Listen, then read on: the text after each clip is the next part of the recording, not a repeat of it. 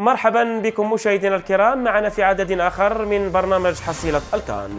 انتهت مباراة مصر وغانا يوم أمس الخميس ضمن منافسات الجولة الثانية لبطولة إفريقيا الكوتيفوار بالتعادل بهدفين لمثلهما في لقاء مثير شهد خروج جناح ليفربول الإنجليزي وقائد المنتخب المصري محمد صلاح مصابا. سجلت غانا أولا عن طريق لاعبها محمد قدوس في الوقت المضاف من الشوط الأول، وخلال الشوط الثاني ارتفعت الإثارة بعد إدراك عمر مرموش التعادل لمصر في الدقيقة 69، ليعود بعدها محمد قدوس ويتقدم للبلاك ستارز في الدقيقة 71. 3 دقائق بعد ذلك عدل الفراعنة بأقدام مصطفى محمد. وجاء التشخيص المبدئي لإصابة صلاح من جانب الدكتور محمد أبو العلا طبيب منتخب مصر بشد في العضلة الخلفية، على أن يتم حسم الموقف بشكل نهائي بعد إجراء أشعة على مكان الإصابة لمعرفة درجة الشد، على أمل أن تكون مجرد إجهاد ولا تصل إلى مرحلة التمزق في العضلة وفق ما ذكرت صحيفة الأهرام المصرية. من جانبه نقل موقع المصري اليوم عن مصدر داخل الجهاز الفني لمنتخب مصر أن صلاح شعر بآلام خفيفة في العضلة الخلفية وإصابته بسيطة وسيكون جاهزا للمشاركة في مباراة الرأس الأخضر المقبلة. وبنتيجة لقاء مصر وغانا رفع منتخب الفراعنة رصيده إلى 2 نقطة، بينما حصد منتخب غانا أول نقطة له في المجموعة.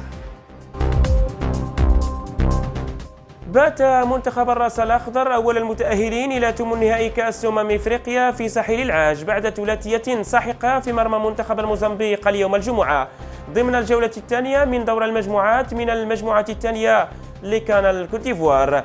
وافتتح التسجيل لمنتخب أسماك القرش الزرقاء اللاعب مانويل بيبي في الدقيقة 32، وفي الشوط الثاني أضاف اللاعب رايان مينديز الهدف الثاني في الدقيقة 51، ليختتم اللاعب كيفن بينا الثلاثية في الدقيقة 69. وبهذا الفوز وخلافا لكل التوقعات ضمن منتخب الراس الأخضر صدارة المجموعة أمام مصر صاحبة الرقم القياسي بعدد الفوز بكأس إفريقيا ب7 ألقاب، ومنتخب غانا صاحب ال4 ألقاب، لتصبح مهمة الفراعنة والبلاك ستارز معقدة لضمان العبور للدور الثاني. وأصبح منتخب السنغال ثاني المتأهلين إلى الدور ثمن النهائي بعد الإطاحة بمنتخب الكاميرون ب3 أهداف مقابل 1. افتتح التسجيل لمنتخب السنغال اللاعب إسماعيل صار في الدقيقة 16، ثم أضاف زميله حبيب ديالو الهدف الثاني في الدقيقة 71 قبل أن يقلص كاستيلو للكاميرون في الدقيقة 83، ليؤكد بعدها نجم النصر السعودي والمنتخب السنغالي ساديو ماني فوز أسود التيرانغا بهدف ثالث في الدقيقة 90.